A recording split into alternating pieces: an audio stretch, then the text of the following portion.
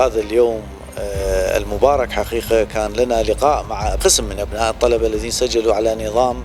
هيبك الخاص بالأتمتة الإلكترونية التي تبنته وزارتنا، وبالأخص معالي الوزير الدكتور نعيم العبودي المحترم، الذي يشكل قفزة نوعية إلكترونية رقمية على مستوى الجامعات العراقية. اليوم التقينا ببعض أبنائنا من الطالبات والطلبة لتوزيع الهويات التي وصلت إلى جامعتنا كوجبة أولى ضمن هذا النظام، حيث سجلوا أبنائنا الطلبة برغبتهم وبمحض إرادتهم في النظام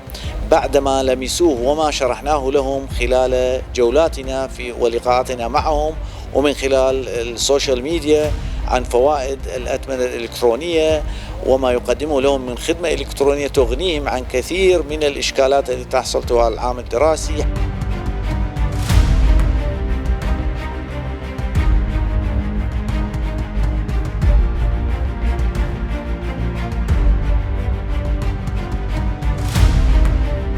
احنا اليوم حاضرين في رئاسة جامعة الديالى بخصوص موضوع النظام الإلكتروني، الهوية الإلكترونية اللي انطلقتها المؤسسة التعليمية وزارة التعليم العالي والبحث العلمي برئاسة الوزير نعيم العبودي، تحويل المعاملات الورقية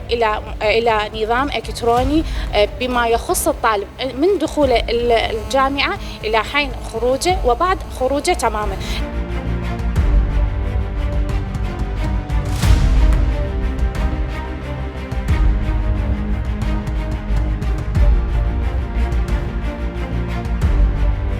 استلمنا بطاقة تطبيق وزارة التعليم العالي الجديدة،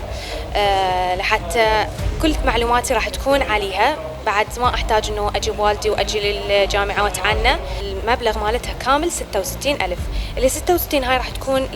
120 تطبيق بلس 120 تطبيق تقريبا،